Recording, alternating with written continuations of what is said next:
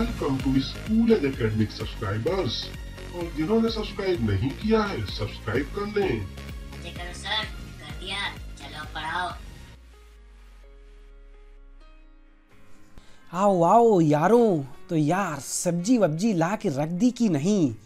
यार लगता है तुम लोग विनय सर को गाली खिलवाओगे कि पता नहीं किस बेवकूफ़ के वीडियो पूरा दिन बैठ के देखता रहता है, काम करने में घंटा मन नहीं लगता।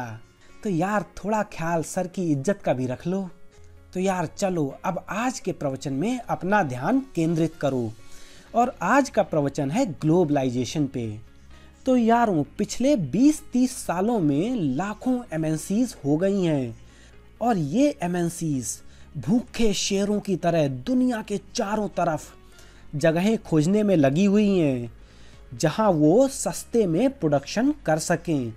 और इनकी वजह से दुनिया के कंट्रीज़ में फॉरेन इन्वेस्टमेंट और फॉरेन ट्रेड खूब फल फूल रहा है। और इसी वजह से आज की डेट में हर कंट्रीज़ एक दूसरे पे डिपेंडेंट है। जैसे कि मान लो अगर इंडिया में कुछ होता है तो पूरी दुनिया में उसका असर देखने को मिलता है। जैसे कि अगर इंडिया के बॉर्डर पे चाइना खड़ा हो जाता है तो पूरी दुनिया की स्टॉक मार्केट हिल जाती है।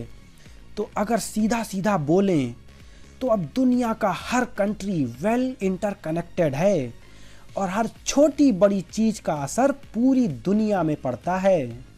तो ग्लोबलाइजेशन को अंग्रेजी में समझो। Globalisation is the process of rapid integration और इंटरकनेक्शन बिटवीन कंट्रीज़। और एमएनसी ग्लोबलाइजेशन के प्रोसेस में मेजर रोल प्ले कर रही हैं। अब ज़्यादा से ज़्यादा गुड्स एंड सर्विसेज, इन्वेस्टमेंट और टेक्नोलॉजी डिफरेंट कंट्रीज़ के बीच मूव कर रही है।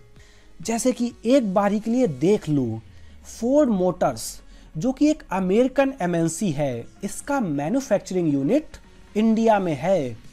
तो ये ना केवल अपनी कार्स इंडियन मार्केट के लिए प्रोड्यूस करती है बल्कि ये अपनी कार यहाँ से अन्य डेवलपिंग नेशंस को एक्सपोर्ट भी करती है।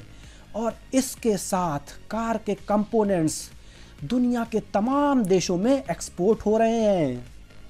तो अब अगर सीबीएसई वालों की बात माने तो दुनिया में जो ग्लोबलाइजेशन हुआ उसके 3 कारण हैं। पहला है ट्रांसपोर्टेशन टेक्नोलॉजी। तो ट्रांसपोर्टेशन टेक्नोलॉजी का जो तेज़ी से इम्प्रूवमेंट हुआ है वो एक बहुत बड़ा फैक्टर है ग्लोबलाइजेशन को बढ़ाने के लिए। जैसे कि यार मान लो ट्रांसपोर्टेशन टेक्नोलॉजी, तो पिछले 40-50 सालों में ट्रांसपोर्टेशन टेक्नोलॉजी में बहुत ज़्यादा इम्प्रूवमेंट हुआ है। और अब हम किसी भी सामान को दुनिया में किसी भी कोने में सस्ते दामों पे बहुत कम टाइम में पहुंचा सकते हैं। फ्लाइट्स की कॉस्ट भी सस्ती हो गई है और शिप्स की स्पीड तेज हो गई है। और रोड्स का नेटवर्क भी आजकल हर एक जगह भी अच्छा हो गया है। सेकंड फैक्टर है इंफॉर्मेशन एंड कम्युनिकेशन टेक्नोलॉजी। तो आज टेलीकम्युनिकेशन, कंप्यूटर्स एंड इंटरनेट जैसी टेक्नोलॉजी खूब अवेलेबल हैं। तो यार इस मोबाइल फ़ोन के डब्बे से हम किसी भी दुनिया के किसी भी कोने पे किसी से भी बात कर सकते हैं। इस दुनिया में किसी भी कोने में अब हम किसी से भी वीडियो कॉन्फ्रेंस के थ्रू वर्चुअल मीटिंग कर सकते हैं। कंप्यूटर, मोबाइल और इंटरनेट से हम कभी भी बैंकिंग ट्रांजैक्शन कर सकते हैं और कहीं भी विद इन सेकेंड पैसा भेज सकते हैं। थर्ड है लिबरलाइजेशन ऑफ फॉरेन ट्रेड, यानी कि गवर्नमेंट की पॉलिसी अब इंपोर्ट एंड एक्सपोर्ट के लिए फेवरेबल हो गई हैं, जिससे एमएनसीज को आसानी हो और उनको अपना बिजनेस करने में प्रॉब्लम ना आए। चलो अच्छा, अब थोड़ा प्रवचन लिबरलाइजेशन पे दे लेते हैं। तो लिबरलाइजेशन का मतलब है उन लॉस, पॉलिसीज या ट्रेड बैरियर जैसे रिस्ट्रिक्शंस को हटाना या कम करना जो गवर्नमेंट ने लगाए होते हैं, ताकि बाहर के लोग उस कंट्री में आसानी से बिजनेस कर पाएं।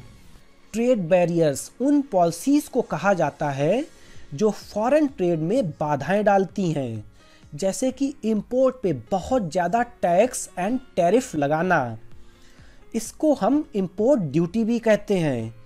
इसके अलावा कुछ चीज़ों पे इंपोर्ट में बैन लगा देना, किसी कंट्री के साथ ट्रेड में बैन लगा देना, वगैरह वगैरह। तो यार, अपने देश के आज़ादी के बाद अपनी सरकार ने बहुत सारे ट्रेड बैरियर्स लगा दिए थे और ऐसा करने के उनके पास दो कारण थे। तो पहला तो ये था कि इंडिया को जो लोकल प्रोड्यूसर्स थे उनको बाहर के कंपटीशन ना फेस करना पड़े और वो अच्छे से अपना बिजनेस करके ग्रो हो पाएं। और दूसरा, इंडिया हाल ही में ब्रिटिशर्स से आज़ाद हुआ था और अगर थोड़ा अपने दिमाग में प्रेशर डालो तो तुम्हें याद होगा कि ब्रिटिशर्स तो सिर्फ ईस्ट इंडिया कंपनी के थ्रू यहाँ बिजनेस करने आए थे और फिर बाद में वो कुछ और ही कर गए और इंडिया की सोने की चिड़िया को मार के खा गए। तो ऐसा दोबारा ना हो, इसलिए इंडिया ने बहुत सारे बैरियर्स एंड रिस्ट्रिक्शंस लगा दी। फिर उसके बाद ये ट्रेड बैरियर्स 1991 में हटा दिए गए जब एलपीजी रिफॉर्म्स हुए। तो जब इंडिया ने ऐसा किया तो पूरा वर्ल्ड खुश हो गया। आफ्टर ऑल इंडिया की पॉपुलेशन इतनी बड़ी जो है कि वो वर्ल्ड का one of the biggest market है और यहाँ सब अपना बिजनेस बढ़ाना चाहते हैं। और अब चलो यार, हम अपना एलपीजी का सिलेंडर भरवा के लाते हैं और बाकी के प्रवचन के साथ मिलते हैं अगले एपिसोड में।